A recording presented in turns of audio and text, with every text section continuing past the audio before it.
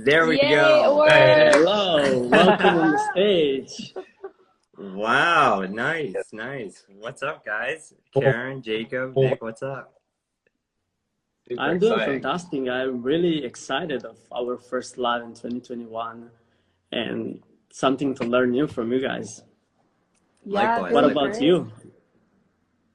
I see a lot of people I recognize in the comments, so just thank you all for joining. Hey, this is my four-way live as well. Like I haven't done a.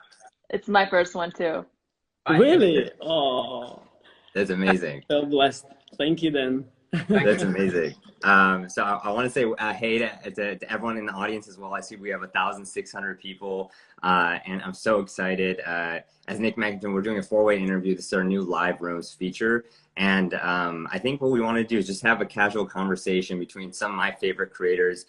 Just in case people don't know, because we have people coming in from Karen's audience, my audience, Jacob's audience, and Nick's audience. Nick, who you see to the left right here, as my pointing is working out, runs one of the biggest filmmaking pages on Instagram. 1.1 million photographers, filmmakers, creators follow him, and he curates some of the best content. And we'll be talking about that in a second. Karen, down here, the pointing is working out. I don't think it is, God. Oh, it's not? I think Yeah, it's my good for point is, everyone. But well, you guys can see Karen. Well, I guess Karen, there we go. There we have our test.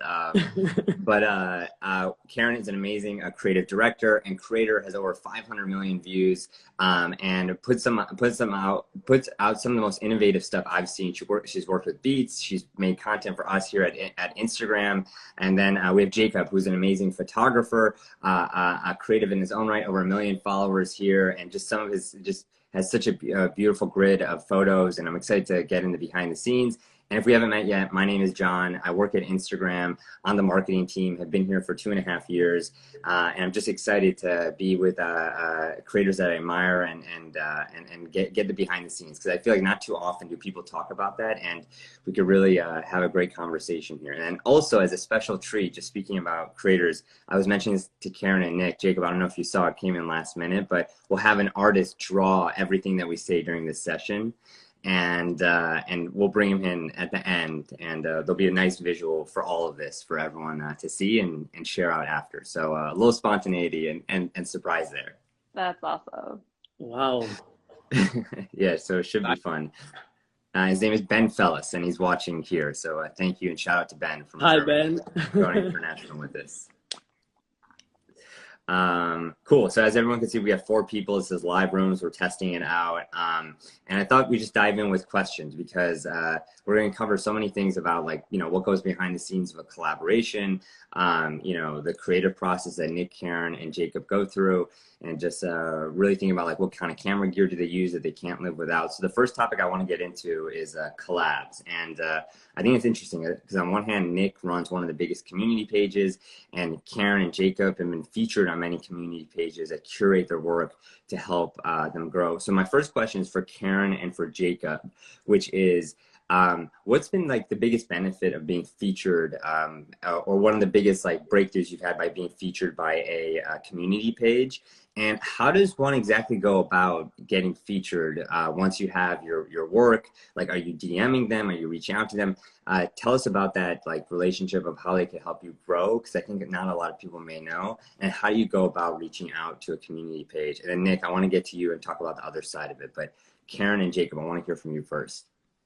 Yeah, sure. So, when I was a smaller creator, so when I had about like 5,000 followers or so, I found it really, really hard to grow my Instagram. I would post and then like people would like it, but I wasn't getting more followers. It just seemed really difficult.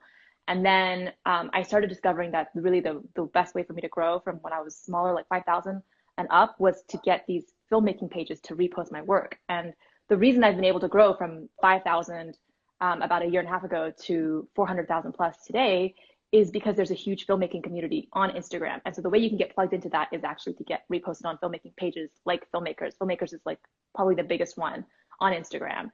And so what I would do is I would try to make a piece of content that would really appeal to them. And that means showing behind the scenes. Super, super important to show your behind the scenes.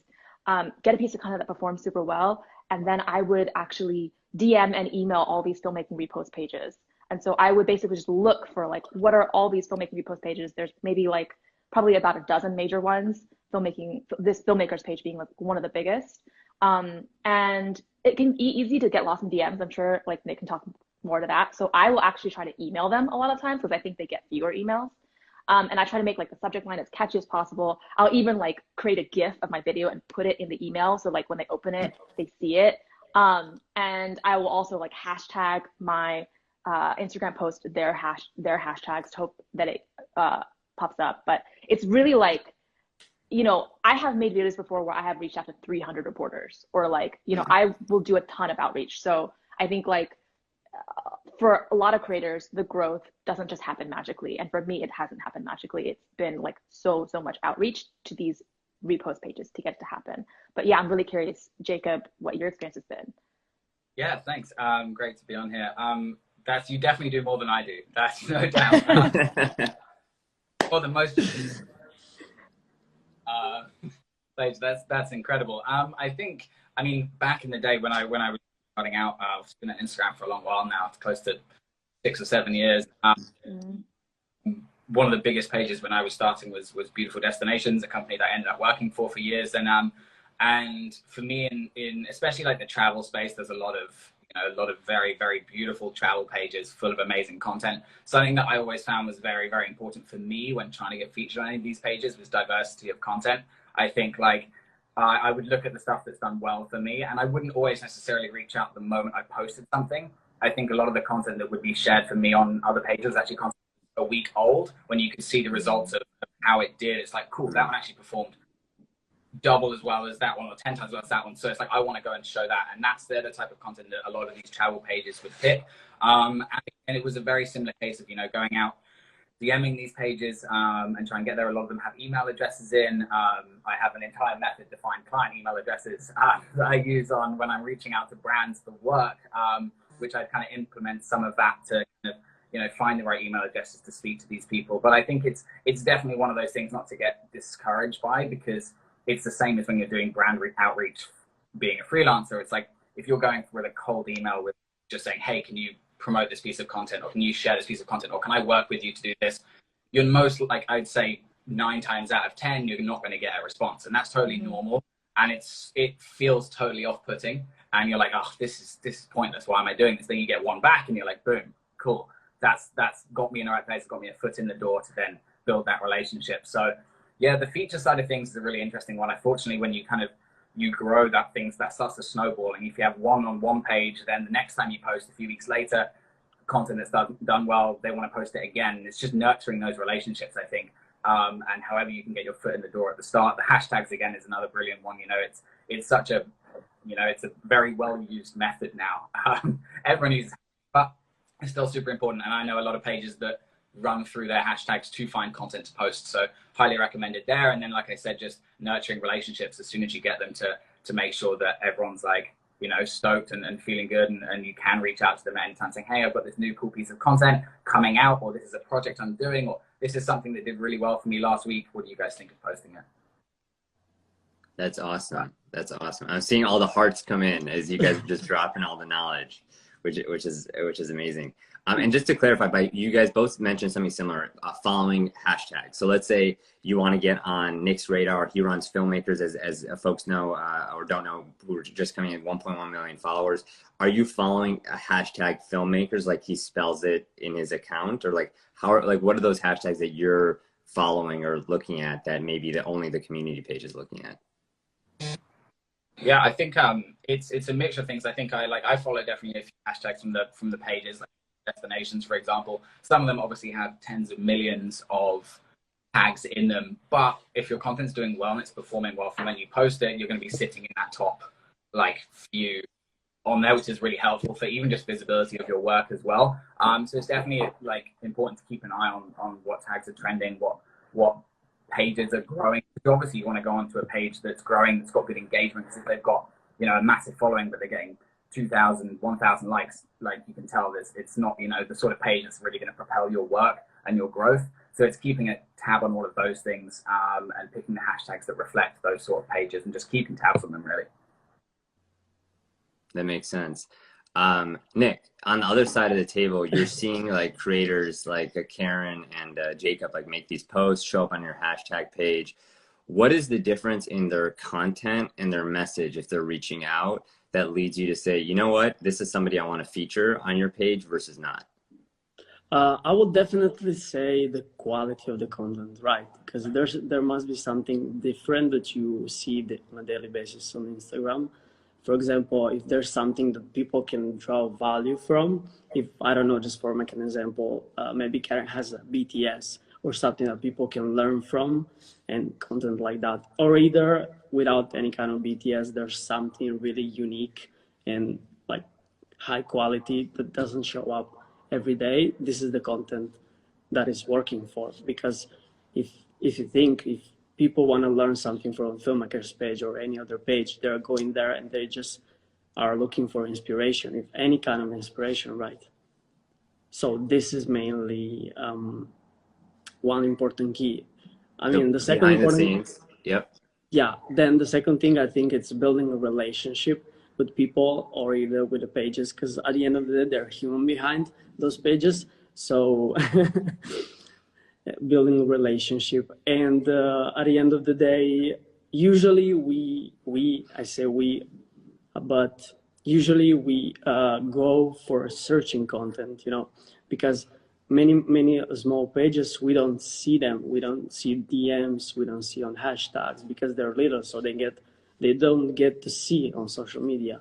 So usually we are going to search for those, you know, quality content. And for the bigger pages, bigger profile, bigger creators, we see them obviously, and then we decide like if this is the content that may people love or not. I have a question for you, filmmakers, actually. I've always wondered, I always send my file to these pages. Is that necessary, or do you guys just able to like get the file? I mean, so 9 of the 10, the people doesn't even read the DMs. They just see it and doesn't even, you know, bother to read. But instead, if, hey, I have something really epic to show off, would you be down? And they say, oh, what is it? You know, you make spike the interest, right, on those pages. And they like get engaged to see those content. But instead, if you're just DMing them, most of the time they don't even see on DMs.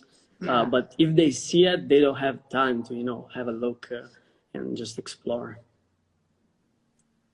That's interesting. And you like going through all the DMs, it gets so crowded. Jacob, you said something interesting. You have entire methods, you said, of finding their email or their contact. What are those methods? Spill the beans, man. That's part of my paid course. I know. Give us a little teaser. We'll talk about the creator circuit. If you don't know, Jacob has an amazing course where he educates creators. He gives back to the community. We'll talk about it in a second. Any little teaser you could give us? Any tools that you use to help find like the contact to get on the radar?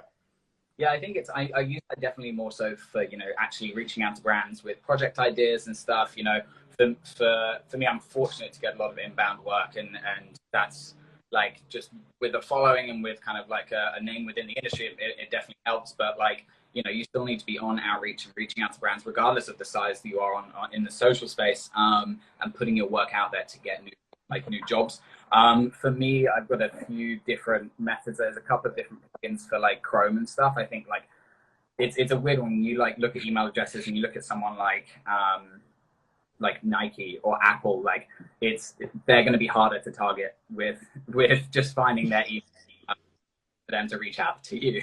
But when you look at like, you know, kind of medium-sized brands, whether you're looking at like North Face or Patagonia or something like that, you know, successful brands that are kind of working with creators, it's actually not crazy difficult to find them. There's plugins called Email Extractor.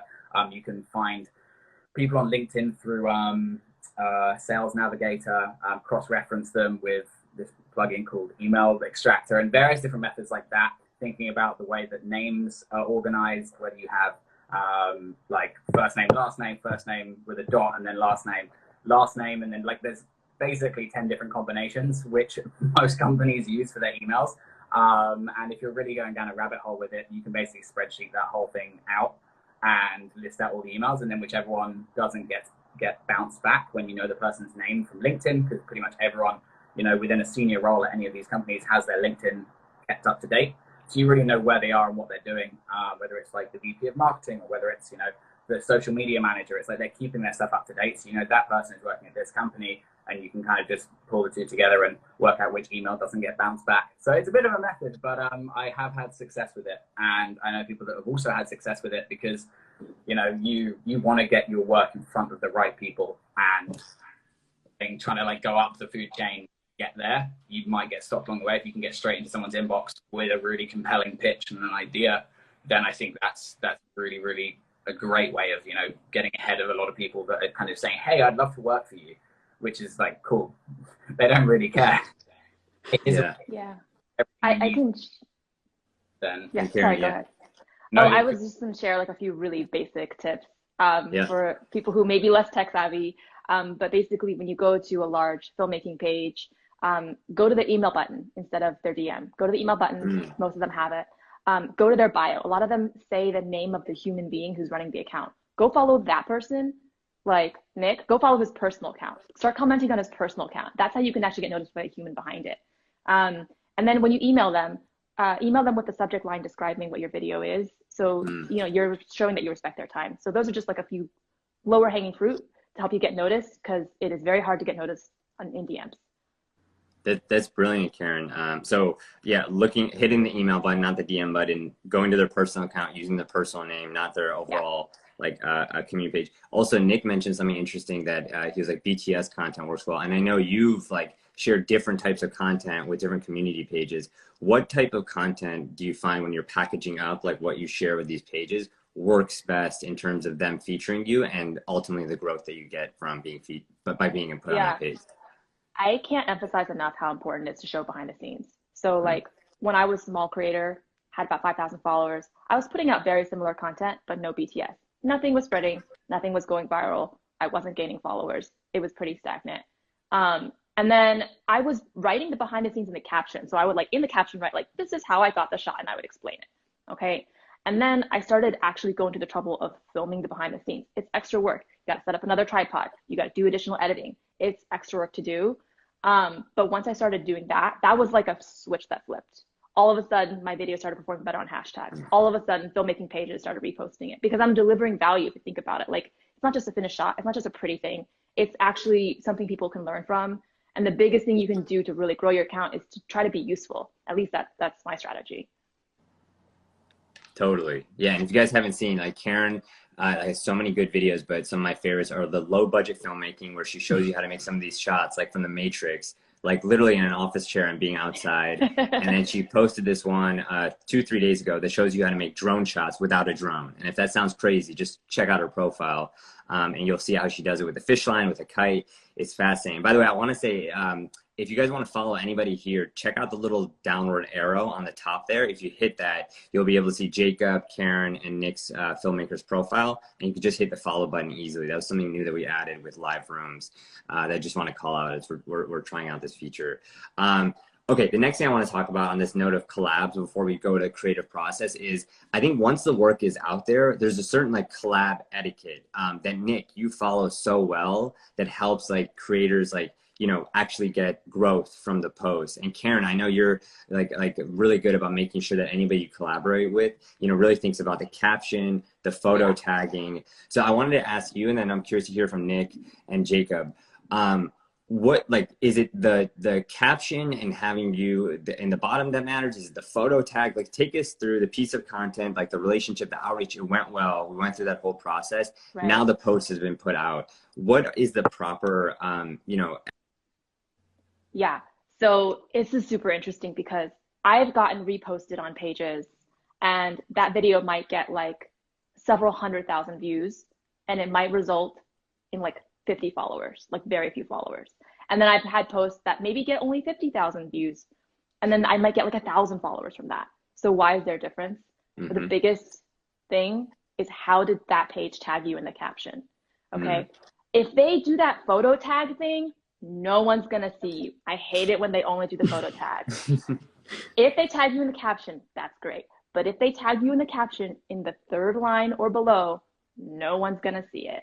And it's super disappointing. I'm going to call out filmmaking pages that do this right now. FILMMKRS is not one of them. That's why I like to work with them. So there are pages on filmmaking repost pages and general meme pages, like any pages that post other creators' work. And here's what they do. They say, follow us, follow myself. And then they like do like 10 lines of like emojis are garbage. And then they're like, this is the original creator. They're totally hiding you on purpose. And you're not going to get any followers from that. And so I would encourage anyone who's running a meme account to please, please, please, if you're going to benefit from the creator's content, please tag them so that they can get the benefit from that by tagging them in the first 5 words of the caption. And I know that there's the pages, the filmmaking pages that do that. I send my content to them. I don't send my content to the other pages. I send my content exclusively to the pages that I can see. I scroll through and I look like, oh, they're like doing right by creators. I send that content to them because I know also, not only does it benefit them, but reposts come off of other reposts. So like I sent my low budget drone video to FILMMKRS. They were the first people to post it because I sent it directly to them. And then that video ended up getting 1 million views on your page, Nick, right? On FILMMKRS. And then a bunch of other filmmaking pages start reposting their copy. They're not reposting my caption, they're reposting their caption. And because FILMMKRS wrote a good caption and put me in the first few words of the caption, all the other copies are also going to get the caption in the first few words. And that is going to be the difference between literally like 50 followers and 20,000. Crazy. It's crazy. And just to like, I want to touch on it because that's such a good tip. Like, and I think it extends not only to like reaching out to community page, but collaborations in general, right? Yeah. If you're working with somebody, you want to make sure that they're not just tagging you in the photo, they're not burying you in the caption, like Karen said, but you're in those first 2 lines with your handle, so it's easily clickable, so your hard work gets recognized, right? Absolutely. Yeah. Nick, what did you always do that from the start? I agree with Karen. It's such an admirable thing that you do when you're featuring people's work. You also put their username like front and center. Yes. When I started, I was actually, I wasn't the first page that started out this supporting creators. And when I started, I found really frustrating. Sorry for my English. So I really found it frustrating that people uses creatives content without not just tagging them, credit them, but they just use at the bottom of the caption, which doesn't make any kind of sense, right? So if you're gonna do the page and you are helping creators grow, the creators must be like at the first line, let's say even at worst the second line, but that's just, you know, little small things that makes the difference. And there's no like point if you put it at the bottom because you either not gonna get growth. Totally. Jacob, what do you think about that? Like how, when you're doing either reaching out to a community page or doing a collaboration, how do you make sure that the post is mutually beneficial and it's helping both your audiences grow? Yeah, I mean, I see, obviously, when you were going through my tagged photos, the amount of like even brands and pages that just share your content with a tag in the photo or whatever, and you're like, great, all that work for whatever, and it's like half the time you miss it. I think like, they're exactly what Karen said. That first line is something that is so important, and even for me, like from a brand perspective as well, that's what I get asked for when I'm talking about a brand on my channel. It's like, hey, like, can you ensure that we're in that first 3 lines? Because it is obviously, you know, that's exactly what. If you're creating content on behalf of a brand, it's the same thing. And for us as creators, it's definitely important. You know, we're putting a lot of time and effort into our work and creating something unique and building our own brands that when you get dropped right at the bottom of a comment or just tagged in a photo, it's really not kind of beneficial to what you've done and the time and effort gone in. So those things and what FILMMKRS does is exactly kind of how the community should be to, you know, just like help kind of everyone grow and support everyone in a really nice way. I'm getting so many comments that I look like Jake Paul. I was gonna say. And also, by the way, like I know a lot of these pages that repost content, they're not necessarily excluding you on purpose. I think some of them genuinely don't understand how important it is to put it in the first few words. And so what you can actually do if someone does repost your content is you can DM them or message them or email them and just be like, hey, I saw you repost my content.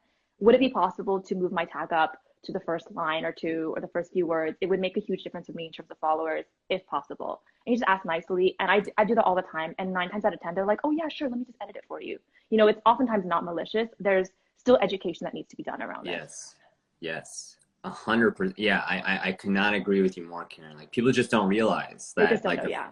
You know, and I think, Jacob, what you said, the first 3 lines, and it's fascinating to hear, like, if you're doing a brand deal and it's more of a contractual relationship, you're making sure that they're putting that in the contract and featuring in the first 3 lines.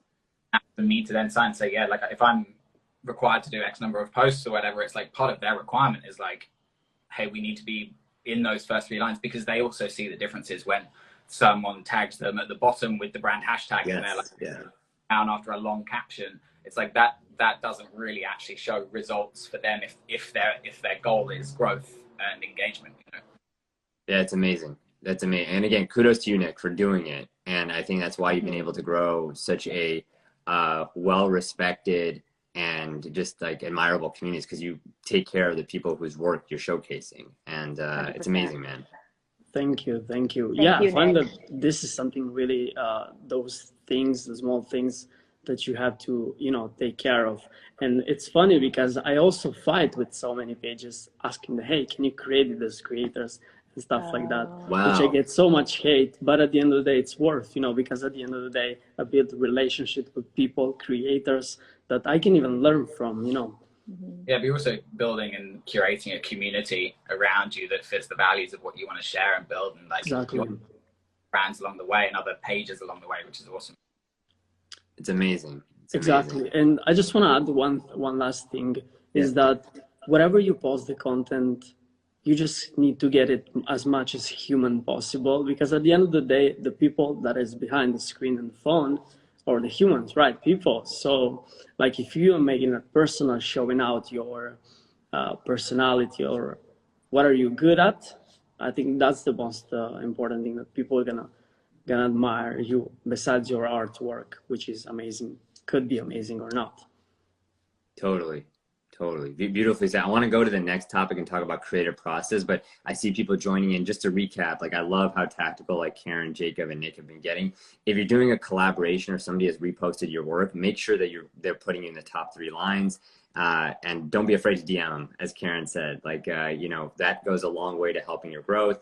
The other things that I thought was fascinating was like Jacob talking about like email and reaching out to them with the different combinations of first name dot last name, or doing that guest work. Karen saying just hit that button that people overlook on their profile and use their first name or DM their personal profile. So if Nick is running FILMMKRS, go to his personal profile that's tagged and DM Nick, because it's the same guy behind it, and that could lead to more results, and maybe include a GIF as well, as Karen said, way in the early. So that's a little bit about collaboration. But one thing I'm really fascinated by with all 3 of you is that you somehow manage quantity and quality, which is so hard to you know, like keep up in today's day and age. And I'm so curious about the process that goes in before. So my first question is to Karen and Jacob. What percentage, totally rough, totally ballpark, of your posts would you say are planned versus spontaneous and on the go? And then for the ones that are planned, what's the process that you take to kind of scout location, think about idea? I'm curious to get into that. But first, like, what percentage is planned versus spontaneous, so the audience can get an idea? For me, 100% planned. 100%. There's no like 100%. Karen going like to a restaurant, like, you know, like, oh, I see something. 100% planned. Okay, that's great. Fair enough. That's impressive. I think it really depends on what I'm shooting. I love the creative process of going somewhere new and kind of just rocking up and going, what can I create? Especially from like a photography perspective as well, which is typically my background. Like, it's been a lot of fun, like whatever I do to go out, whether it's shooting or and just having half the day and just going and exploring and finding something beautiful. And that for me, my creativity massively. For video-based work, it's a lot more like kind of bigger production, much more kind of structured concept video idea, building a team around that, shot list. But even so, with that shot list, I'm never very strict to what those shots are. We get out to a location 2 o'clock in the morning in downtown LA, and it's like, cool, here's an extra 3 shots we can get. And actually, no, this works better than this. And, you know, that flex when you're shooting, especially the bigger pieces, is a lot of fun to, you know, be able to be creative with.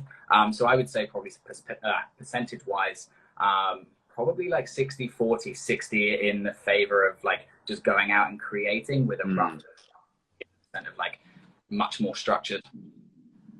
Fascinating. Okay, so I'm excited to get into this because we have different perspectives. And then Nick, I'm curious like how you curate content, and we'll talk about that. Karen, you mentioned 100% is planned, and I know I had a chance to like be in one of Karen's videos. Like the planning, it is impressive. Just like how she thinks about it.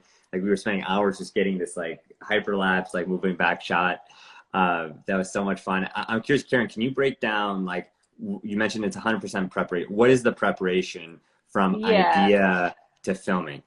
I think the reason why it is 100% planned for me is because of the type of work I do. So if I was a travel videographer, it would not be 100% planned. It would be largely spontaneous. But because my videos are kind of like very idea based, I'm thinking about in advance. I'm planning out what's location. I'm testing. I'm doing tons of tests. And then I get there and I might have to reshoot 2, 3, 4 times. And so I would say for my creative process, like I think a lot of the question I get a lot is like where I get my ideas from. And I think like there's this myth that like ideas just like magically come, you know, and it just doesn't work that way for me, at least. Like for me, I'm constantly observing and looking, what are other people doing? I'm constantly looking at my feed. Ooh, I love that idea, save. Love that idea, save. And then I might be working on something and I just happen to see something else. So like, for example, I was like, I knew I wanted to do this low budget drone series. So if you go on my page or on FILMMKRS, you can see I did this low budget drone series where I faked a bunch of drone shots. And I knew I wanted to do that. And I was just trying to think of like, okay, what are like ways I can fake a drone shot? And then while I was working on that video, I was driving around and saw some kids flying a kite in the park. And I looked up and I was like, that could work. You know, the idea didn't just like magically pop in my head, but it's oftentimes just like, what are you working on and what are other things that you can do to associate with that idea? And that's really how I come up with my ideas, is like, I'm seeing something else and I'm like, ooh, what's one thing I can change? What's one way I can do an original twist to make it my own? That's fascinating. Yeah. That's impressive. It's amazing. Jacob, I should call you Jacob Paul. That's what people are saying in the comments. What is your process of making sure that spontaneous posts that you put out, like are you, I think Karen brought up an interesting point, like tracking inspiration, like how, like, do you have a collection of like photos that you're like, maybe I'll recreate this, but put my own spin on it? Like, how are you making sure that when you're in a great location, you're not having a block of creativity to not take advantage of that moment and get content? For sure. I mean, there is no doubt I have massive creative blocks. I mean, the video that went out recently that I did with Panasonic, like I could not for the life of me come up with a good idea. Aggie that came up with a fantastic concept for it. So that collaboration itself is very, very helpful to have two creative minds living and working together.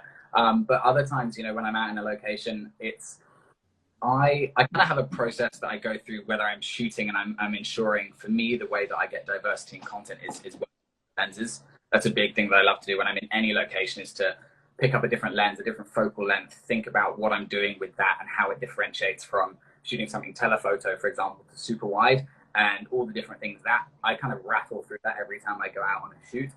For video stuff, and especially like reels, my most successful reel was like 42 million views, 1 million likes, with this auto reflection phone thing that, like, I've had this fascination with reflections for a long time, and I think they're beautiful and they tie in. I've lived in London obviously all my life, so it rains every day.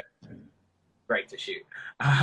But for me, like doing that and basically like filming, saw this puddle in Chinatown with all these nice lights, and it was a very spontaneous thing. And I think that's kind of just been typically how I roll with stuff. I think even with my like feed planning, for example, which I know we haven't really touched on, I don't know if we will, but like I don't do a huge amount of planning with my feed in terms of, because I've got a bit more strict on it recently, but like I would just post anything and somehow it kind of worked because you have an underlying consistent style.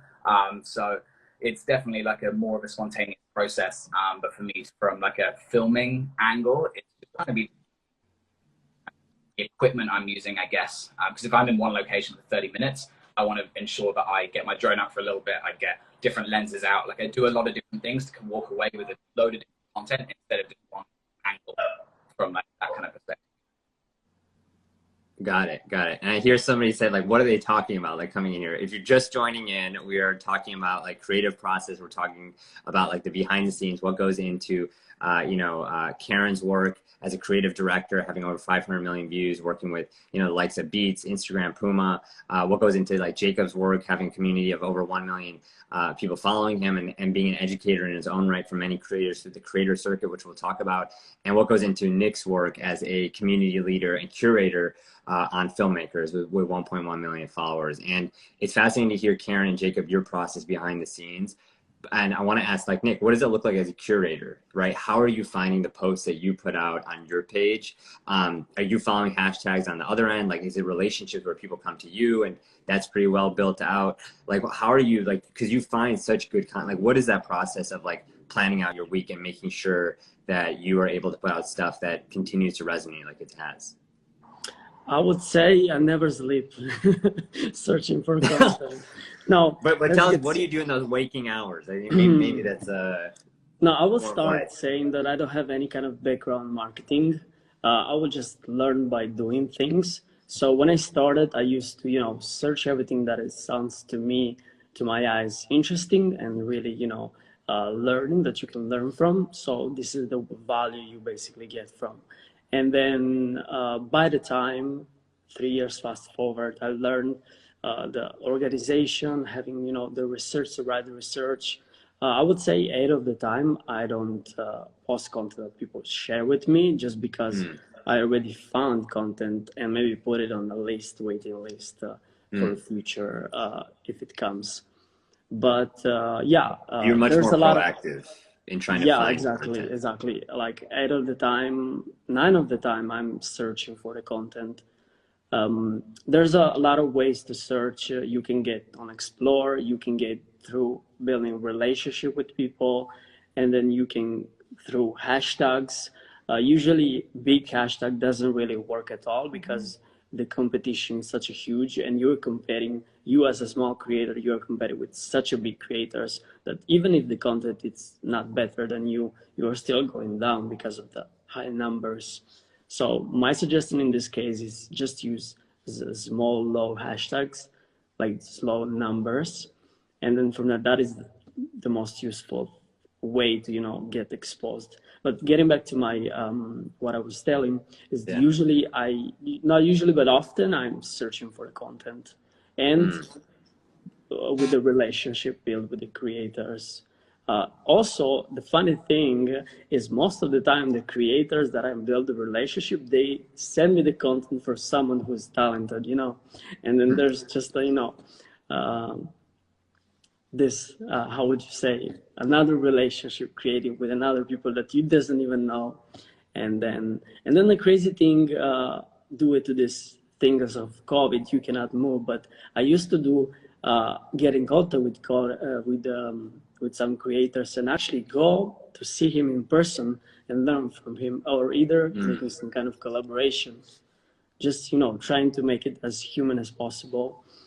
And then, this is basically what I'm doing. That's fascinating. I'm seeing a few questions that are asking if this is going to be saved. So I just wanted to ask if this will be on behalf of the people asking.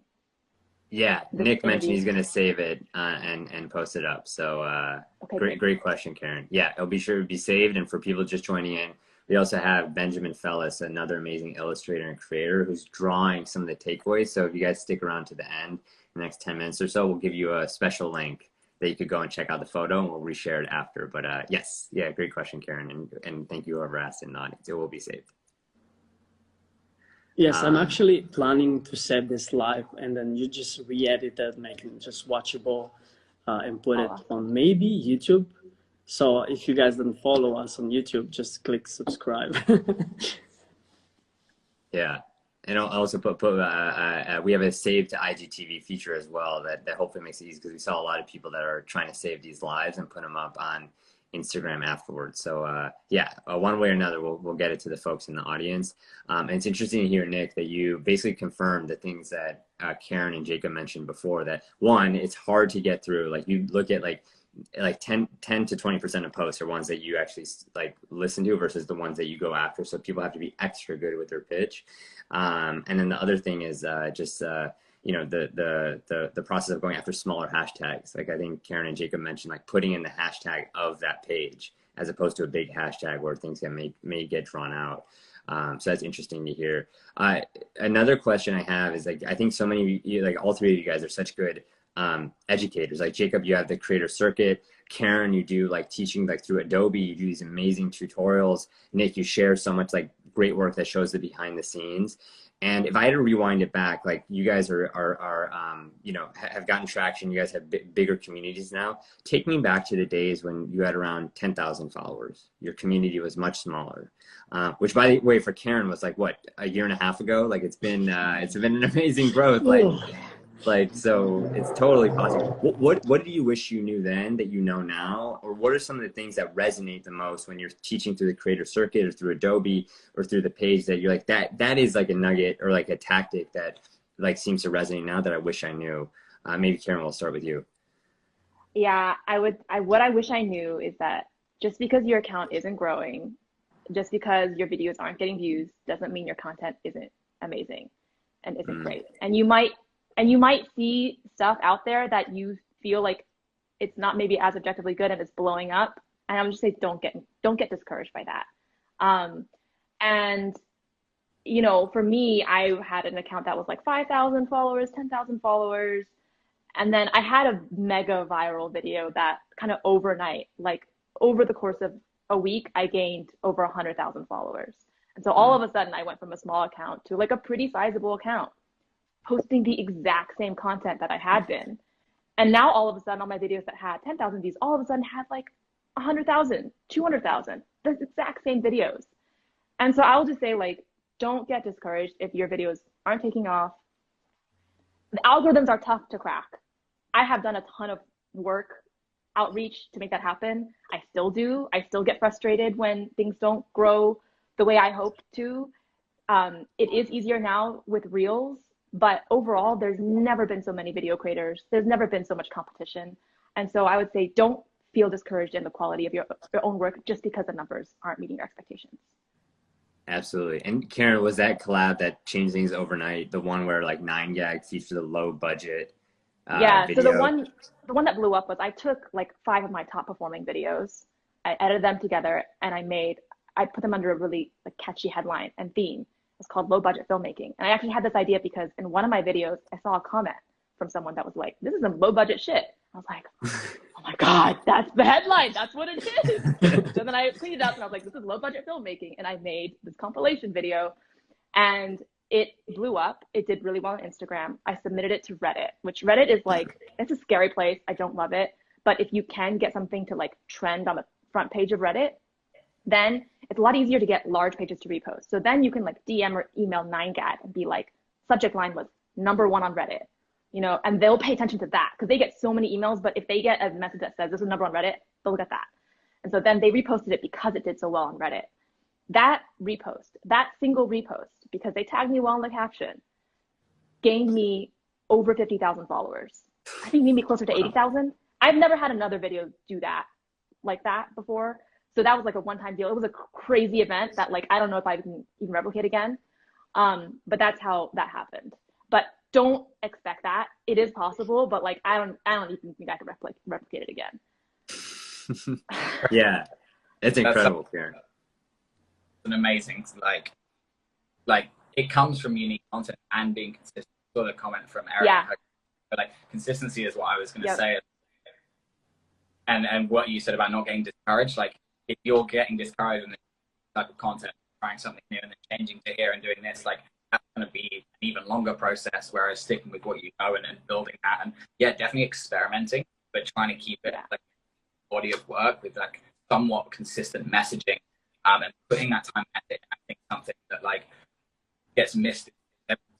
Oh, these people are big and these people are crushing. It must be really easy to get to that point and not realize the hard work that needs to go into it. And it's definitely not something to shy away from because hard work definitely breeds success in this space. And like, I think there are so many diverse creators out there, all of us on here are very different in what we do, but we've all been successful in what we're doing. And it comes from consistency massively. And I think just keeping that overarching theme of like focusing on what you do and looking for ways to improve. I think something for me in the course space was obviously I spent hours on YouTube and like trying to find all these different things that were helpful and little bits of information here that was helpful and little something over here that was helpful. I wasted loads of time and like platform that we built and other courses are helpful because you find it all in one place. So that's yeah, consistency definitely helps.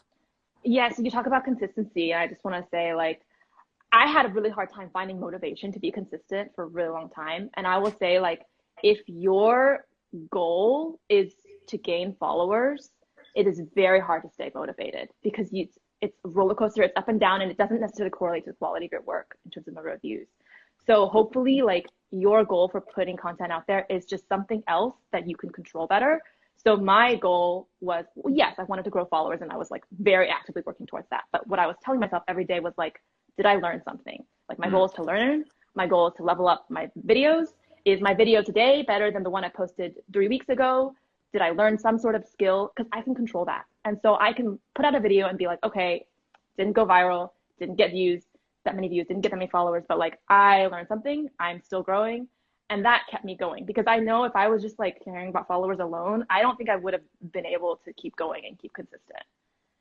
Yeah, the mindset of going out every time you shoot to create something better than you did before is massive. That's just an internal goal that you have anyway. That's progression. That's for you to improve on what you're doing, regardless of the feedback you get. Engagement, like, in your mind, you focus on progression regardless. That's like the given, which then in turn, hopefully, that progression can bring success on because that improving of work, but definitely. Totally. And I think, Jacob, your audio is cutting out just a bit. I don't know if that's just for me, but I think we got the gist of your point. It is.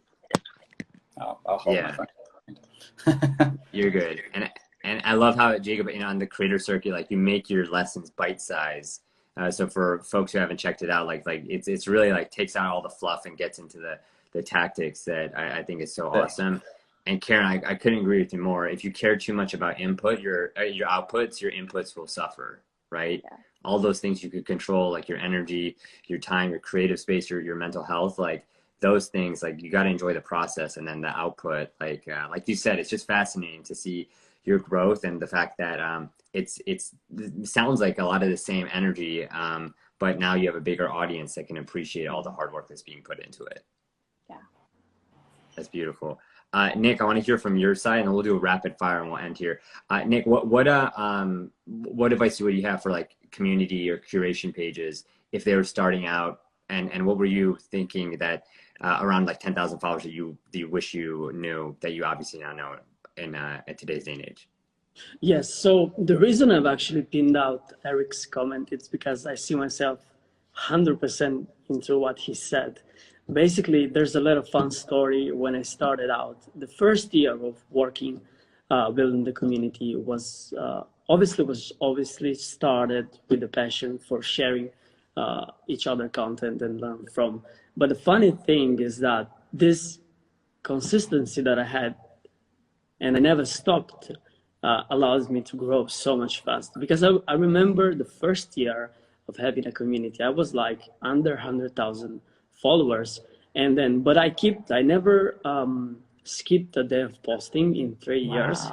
That's like a lot. That's like you have to be sick mentally to do that. 3 years. Yeah, that's 3 not years. something I could have kept 3 up. years. Wow. Exactly. This is something that you have to be in love with the process, and you have to be crazy. You don't have to sleep. Those are things. But going back to the key point is actually I had the consistency behind everything that I did. So for 3 years, after 1 year of 100,000, then in 2 years we hit over 1 million, and that just because I never skipped. I would say never skipped the post. I didn't actually look at how Instagram works, how is the algorithm. I was just trying to learn myself. But the process, I was just wanted to connect with people, and obviously to make creators first, not just. That's why on our page we put we closed it description, profile description with what about filmmakers love and everything like that, and then we just said tomorrow's talent today, because it's only about the creator's talent. That's it, you know.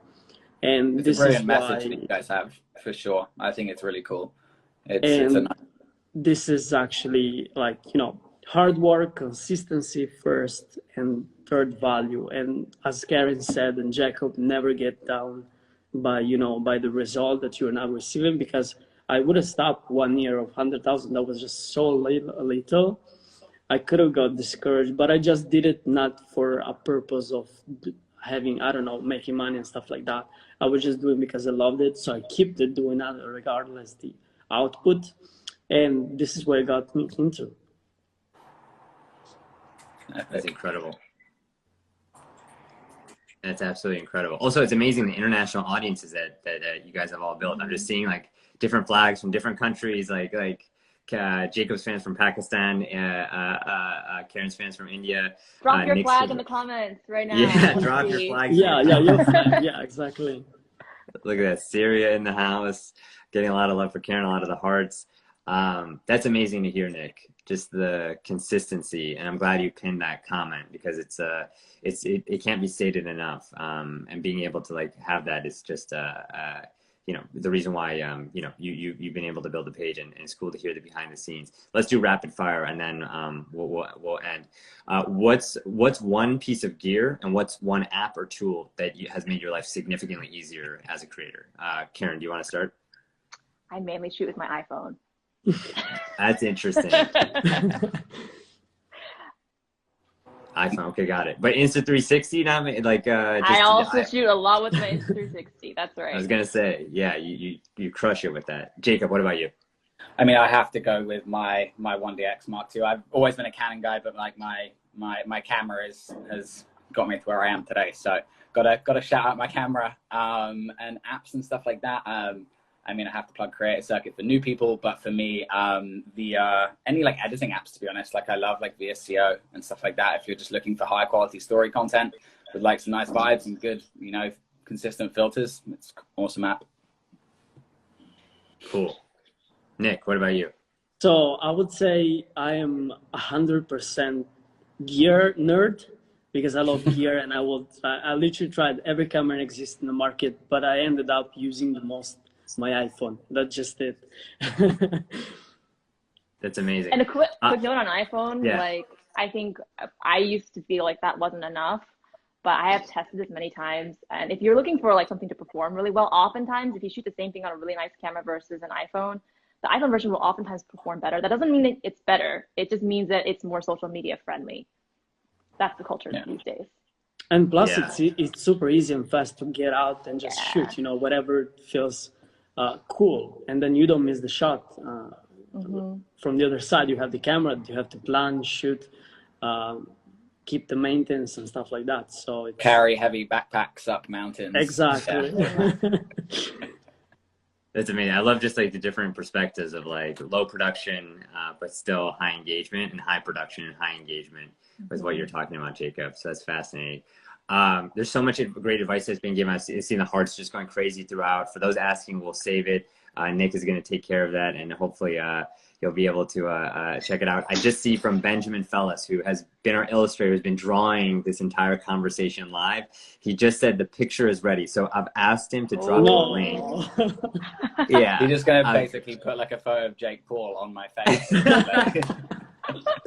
That's what it is, man. I told him to throw the entire conversation out, just do an addition of you and Jake Paul. But whenever he drops it in there, Nick, can you pin his comment there, Nick? Because I think you're the host. And if anybody on this call goes to... This is the one, right? That's the one. Yeah. That's the one. Yeah. Perfect. So if you go to that, and I was hoping to bring Nick in, but I think it may be tough to swap out somebody here. So I'm going to go to the link, but check out Nick's work, like tap on his profile. He's an amazing illustrator. And I want to see, I am so curious. I'm just typing in the link. Thank you, creators. Let's see how it turned out. Whoa, whoa, whoa, whoa. Wow, look at this. Look at this. Here, let me switch my camera. Hold on. Wow. Ben, you killed it. Okay, hold on. All right, here we go. Wow. Oh, Oh, wow. it's amazing. That's incredible. Check that out. Look, all Karen's points here. Oh my God, you even got the tactics. Look at that. Jacob's points. Amazing. Wow, that is awesome. Quality content, the new Instagram Live. Filmmakers, Nick, look at that. Search. And there we go. I guess the last point on this is being efficient then, because he definitely was. Efficiency. Well done, Ben, Ben. you are amazing. Check out Ben's profile down below, and we'll make sure to share that on social after and tag him. But thank you, Ben, for capturing all this. I will definitely feature him after we end this live. I just want to, cool. Highlight this beautiful event. Practicing what you preach. Thanks so much for having us on here. Super awesome to chat and hang out. And I hope it was valuable for people watching as well. It was super fun. Thank you to everyone who watched. Really appreciate it. Thank you guys for joining.